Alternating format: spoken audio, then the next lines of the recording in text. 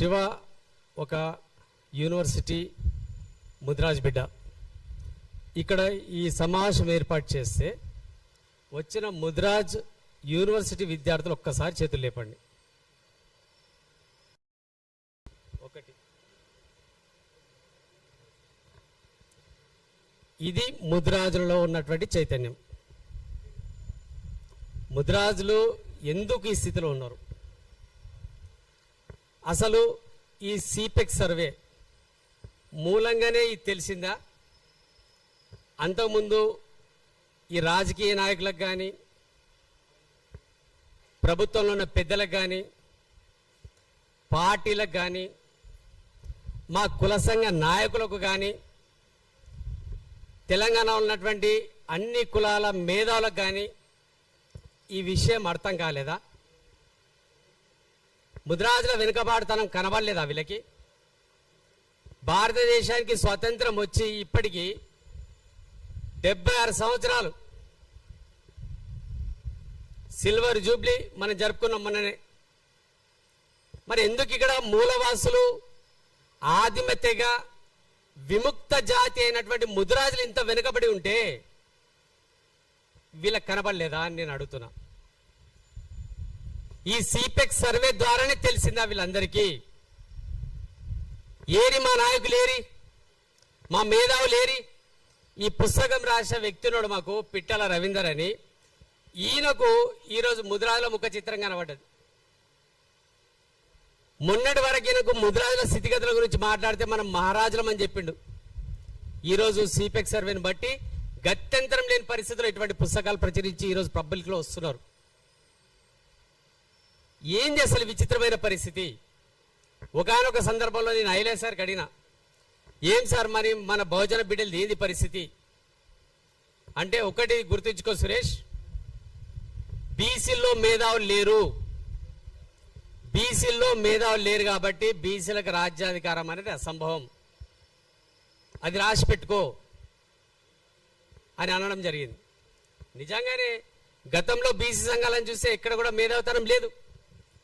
కానీ 2022 తర్వాత మనకు ఒక ముఖ్యమైన వ్యక్తులు మన మధ్యన వచ్చిన ఒక retired IAS officer Chiranjeevi sir అనేక విషయాలను, బీసీలకు బహుజనులకు సంబంధించిన విషయాలను ఒకవైపు చెప్తూ, సింహాద్రి సార్ లాంటి వాళ్ళు కావచ్చు, ఐలే సార్ లాంటి వాళ్ళు కావచ్చు, ఒకవైపు మనము అభినందించాల్సిందే తీన్మార్ మల్లన్న కూడా అనేక విషయాలను నేరుగా ఈ రెడ్డిలను ఎదుర్కొంటూ అనేక విషయాలు ఈరోజు సమాజం ముందు ఉంచిన విషయం తెలీదా? మరి ఇంత తెలియజేస్తున్నా కూడా ముదిరాజుల్లో ఎందుకు చైతన్యం రావట్లేదు? ఏరి ముదిరాజు నాయకులు ఏరి? చాలామంది చెప్తారు, మా యువత, శివతో పాటు ఉన్నటువంటి అనేక మంది, మేము తెలంగాణ ఉద్యమంలో జైలు అనేక కేసులు ఎదుర్కొన్నాం, జైల్లో గడిపినాం. మరి ఏరయ్యా మీరు ఇక్కడ? ఎవరిని జోక్కుంటూ కూర్చున్నారు మీరు ఈరోజు? ఎవరిని, ఏ నాయకులను జోక్కుంటూ కూర్చున్నారు?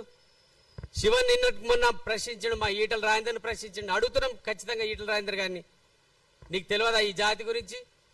ఈ జాతి నీకు కష్టకాలంలో మాత్రమే గుర్తొస్తుందా? బండ ప్రకాష్ గారు ఒకే ఏకైక వ్యక్తి ఈరోజు ఆయన రికార్డు, ఆయన చరిత్ర, ఆయన పేరున రాసుకున్న ఒకటి ఏంటంటే, మొట్టమొదటి రాజ్యసభ సభ్యుడు ముదిరాజ్ సమాజం నుండి నామినేట్ చేయబడ్డాడు, ఎన్నిక కాబడ్డాడు కాదు. ముదిరాజ్ కులం పేరు చెప్పుకొని రాజ్యసభలో అడుగుపెట్టిన వ్యక్తి బండ ప్రకాష్ గారు. ఈరోజు వైస్ చైర్మన్గా ఉన్నావు, మండలిలో వైస్ చైర్మన్గా ఉన్నావు కదా, ఎంపీ ఆయన ఉన్నాడు కదా, వాకటి సిఆర్ గారు. ఈరోజు ముదిరాజుల పేరు మీద నీకు మంత్రి పదవి వచ్చింది కదా, నీ గుండె మీద చేసుకొని చెప్పు. ముదిరాజుల పేరు చెప్పుకొని నాకు రాలేదు, నా సొంత, నేను కష్టపడ్డా, నేను చాలా ప్రజాసేవ చేసిన, నన్ను చూసి, నా టాలెంట్ చూసి రేవంత్ రెడ్డి ఇచ్చిన చెప్పమను. రేవంత్ రెడ్డి గారే అనేక సభల్లో ముదిరాజులను ఖచ్చితంగా నేను వాళ్ళకు మంత్రి పదవి ఇస్తాను చెప్పినందుకు ఆయనకు మంత్రి పదవి ఇచ్చింది కదా. మరి ఏం చేస్తున్నావు అయ్యా ఈరోజు? నువ్వు ముదిరాజుల గురించి ఏం చేస్తున్నావు? నీ కోకాపేట సంఘ భవనంలో నీకు దాంట్లో నీకు మెంబర్షిప్ కావాలి, నీ చేతిలోకి రావాలి ఆ ప్లేస్. వేల వందల కోట్ల విలువ చేసే ఆ ప్రదేశంలో నువ్వు దాని కొరకు అనేక సార్లు మీరు ఆ కోకపేట స్థలాన్ని మీరు విజిట్ చేయడానికి సిద్ధపడుతున్నారు. మీరు వస్తే ఉండడానికి ఒక షెడ్ వేసుకోవడానికి భూమిని చదును చేశారు. దాని వెనకాలనే కుర్మల బిల్డింగ్ కంప్లీట్ అయింది, యాదవుల బిల్డింగ్ కంప్లీట్ అయింది. మరి ముదిరాల బిల్డింగ్ ఎందుకు కాలేదయా? 6 కోట్లతోనే కదా వాళ్ళు కట్టింది అక్కడ. ఓకే, 6 కోట్లతోనే కదా కట్టింది. మరి 6 కోట్లు నీకు ఆ రోజు ఉండే కదా, ప్రభుత్వం అందరికి ఇచ్చినట్టు నీకు కూడా ఇచ్చింది కదా, మరి ఎందుకు భవనం కంప్లీట్ కాలేదు? అంటే ఇప్పుడు ఏమంటారు అంటే ముదిరాజుల నుంచి పైసలు కలెక్ట్ చేసి అద్భుతంగా కట్టుకుందాం. ఇప్పుడు ఏదైతే మనకు కుర్మాలది యాదవ్లు కట్టిందో 4 అంతస్తుల భవనం ఏదైతుందో, వీళ్ళు 6 లేదా 7 అంతస్తుల భవనానికి 40 కోట్లు ఖర్చు పెడతారట, 50 కోట్లు కలెక్ట్ చేస్తారట ముదిరాజుల నుంచి. ఇదా వీళ్ళకి కావాల్సింది? నేను చెప్పేది ఎందుకంటే ఎందుకు ఇదంతా చెప్తున్నామంటే సిపెక్ సర్వేలో కొత్తగా ఏమీ లేదు, ఇంకా ముదిరాజుల ఒరిజినల్ స్థితిగతుల కంటే కూడా మెరుగ్గానే చూపించారు. 242 కులాలు ఉంటే ముదిరాజులను 94వ స్థానం అని చెప్పడం ఎంతవరకు కరెక్ట్? చిట్ట చివరి స్థానం ఉంటుంది, చిట్ట చివరి స్థానం.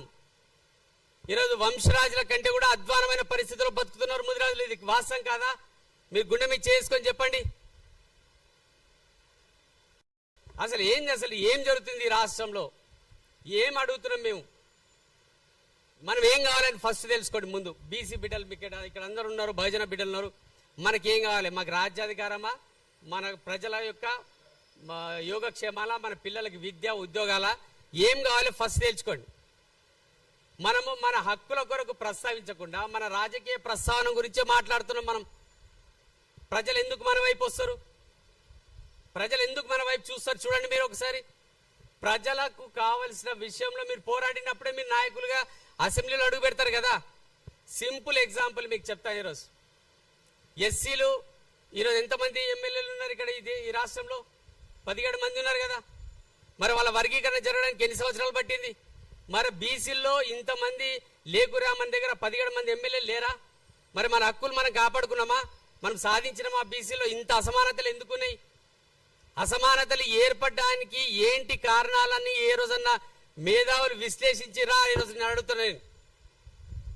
బీసీల్లో మాత్రమే ఇంత స్థాయిలో, తీవ్ర స్థాయిలో అసమానతలు ఎందుకున్నాయి కులాల మధ్యన?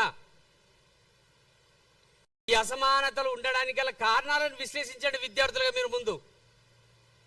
ఒకే ఒక సమస్య, రిజర్వేషన్ విషయంలో అసెంబ్లీలో మండలిలో దాదాపుగా 9 మంది ఎమ్మెల్యేలు, ఎమ్మెల్సీలు అందరు మంత్రులతో సహా ప్రస్తావించారు.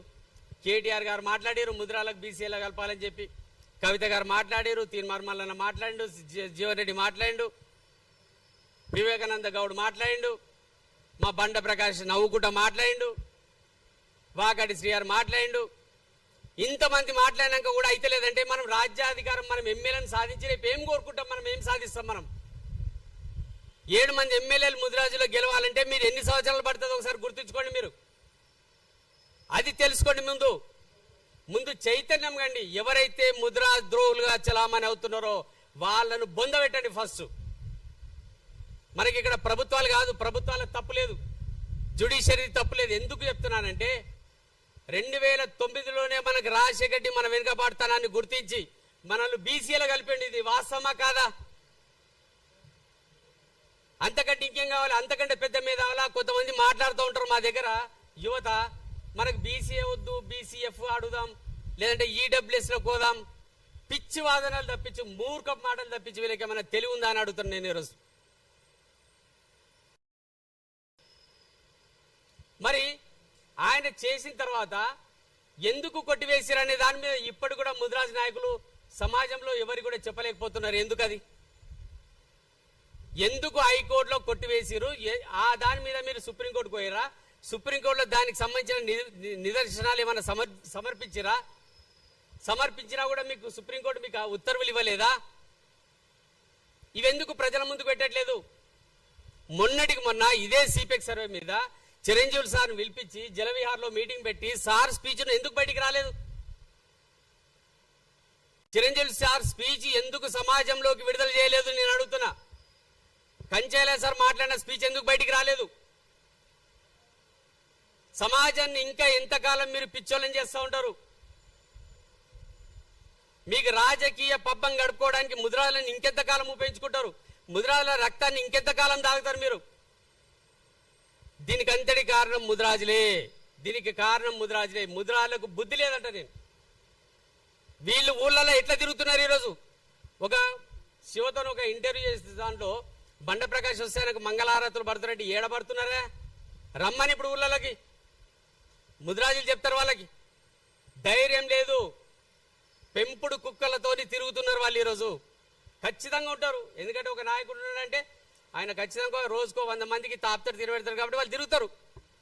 అంతకుమించి జనాలు ఉన్నారా మీ వెనకాల? మీ వెనకాల ఎట్లొస్తారని అనుకుంటున్నారు మీరు ఈరోజు? సిపెక్ సర్వే ఇది అసలు యాక్చువల్గా చిరంజీవి సార్ గారు కానీ ఇంకా అనేక మంది ఖండించారు. ఇదంతా అసలు జనాభా లెక్కలు, ఇదంతా వేస్ట్ అని. ఎందుకు అంటే 2014లో కేసీఆర్ గారు చేసినటువంటి సమగ్ర కుటుంబ సర్వే ఫలితాలకు ఈ 2024లో చేసిన ఫలితాలకు పెద్దగా వ్యత్యాసం లేదు. కొన్ని కులాల జనాభా విపరీతంగా పెరిగింది, కొన్ని కులాల జనాభా పెరగనే లేదు, కొన్ని కులాల జనాభా తగ్గింది. ఇదేమిటి విచిత్రం? సర్వే చేయడానికి ముందు ఇదే ప్రెస్ క్లబ్లో అనేక మీటింగ్లు కండక్ట్ చేస్తాం. మేము మీటింగ్లలో ఏం కోరినాం సార్? మనం ఆ రోజు పబ్లిక్ డొమైన్లో పెట్టాలని చెప్పినామా లేదా? ఏ గ్రామంలో ఏ కులం వాళ్ళు ఎంతమంది ఉన్నారో నువ్వు పబ్లిక్ డొమైన్లో పెడితే ఎక్కడ తప్పు జరిగిందో తెలుసుగా మనకు. పబ్లిక్ డొమైన్లో పెట్టిరా? మీరు కూర్చున్న దగ్గర లెక్కలు రాసుకొని ఈ లెక్కలు అని చెప్పి బయట పంపించారు అంతే.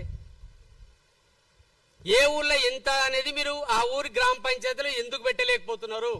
ఈరోజు ఓటర్ల లిస్టు ఎట్లయితే పెడుతున్నారో అట్లాగే కుల వివరాలు కూడా పెట్టాలి కదా, మరి ఎందుకు పెట్టట్లేదు అని అడుగుతున్నాను నేను. ఇది కదా మీరు డిమాండ్ చేసింది. ఏరియా బీసీ నాయకులు ఎక్కడున్నారు, ఆ మేధావులు ఎక్కడున్నారని ఈరోజు అడుగుతాను నేను. ఎందుకు ప్రశ్నించట్లేదు? కులగణన వివరాలు ఇంత డిలే చేయడానికి గల కారణం ఏంటి? ఇప్పుడు మళ్ళీ ఇవన్నీ మూలకు పడిపోతాయి. ఎందుకంటే రేపు కొత్తగా సెంట్రల్ గవర్నమెంట్ తీస్తుంది కాబట్టి అది శాస్త్రీయంగా ఉంటుంది, ఏమైనా ఎక్కువ తక్కువలు ఉంటే సరి చేసుకోవచ్చు అని చెప్పి ముఖ్యమంత్రి గారు ఆల్రెడీ చెప్పారు. ఇప్పుడు ఈ వచ్చిన వివరాలను బట్టి మీరు ఏం కోరుతున్నారు? ఒక ఎమ్మెల్యే సీట్లు తప్ప, ఎమ్మెల్యే టికెట్లు తప్ప, రాజకీయ ఉద్దేశం తప్ప ప్రజల బాగోగుల గురించి మీరు చేస్తున్న డిమాండ్లు ఏమున్నాయి ఒకసారి చెప్పండి నాకు. దయచేసి ఈ దిశగా యువత కూడా ఆలోచించాలి. గ్రామాల్లో ఉన్నటువంటి అచేతనంగా పూర్తిగా వాళ్ళ యొక్క ఏంటంటే వెన్నుపూస తీసేసారు వాళ్ళది. ముద్రాజు లోపల వెన్నుపూస లేదు, మొత్తం అక్కడ అజమాయిష్ అంతా ఇతర కులాలది లేదా అగ్ర కులాలదే నడుస్తుంది. పాపం బిక్కు బిక్కుమంటే బతుకుతున్నారు. మా నాయకులే మా ముద్రాజులను అణిచివేస్తున్నారు, మా నాయకులే మా ముద్రాలను అణిచివేస్తున్నారు. మేము వేరే వాళ్ళని నిందించట్లేదు. దీని నుంచి మాకు విముక్తి కలిగించమని చెప్పి ఈ సందర్భంగా ఇక్కడ విచ్చేసినటువంటి అన్ని కుల నాయకులకు మేధావులకు వేడుకుంటూ నాకు ఈ అవకాశం ఇచ్చేందుకు ధన్యవాదాలు తెలుపుతూ ముగిస్తున్నాను. Thank you.